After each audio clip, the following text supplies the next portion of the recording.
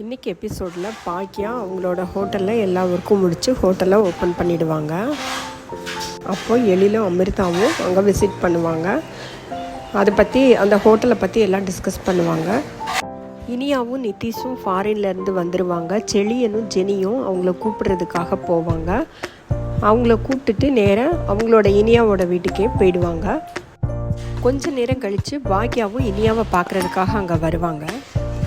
அங்கே வந்த பாக்கியா இனியா கிட்டே பேசி முடித்ததும் எல்லார் முன்னாடியுமே தான் ஒரு ரெஸ்டாரண்ட் ஓப்பன் பண்ண போகிறத சொல்லுவாங்க. அதை கேட்டதும் நிதிஷோட அப்பாவுக்கு ஒரே ஷாக் ஆகிடும். எல்லாரும் கலைஞ்சு போனதும் செழியனும் நிதிஷோட அப்பா சுதாகரும் அங்கே உட்காந்துருப்பாங்க. அந்த சமயத்தில் சுதாகர் செழியன்கிட்ட உங்களோட அம்மா ஓப்பன் பண்ண போகிற ரெஸ்டாரண்ட்டை நான் பார்க்கலாமா, அதோட ஃபோட்டோவோ வீடியோவோ இருந்தால் காட்ட சொல்லி கேட்பாரு. அப்போ செழியன் தாங்கிட்ட இருக்கிற அந்த வீடியோவை எடுத்து காட்டுவார். என்ன இவ்வளோ சின்ன ரெஸ்டாரண்ட்டை ஓப்பன் பண்ண போகிறாங்க அப்படின்னு சொல்லிட்டு கேட்குறாங்க.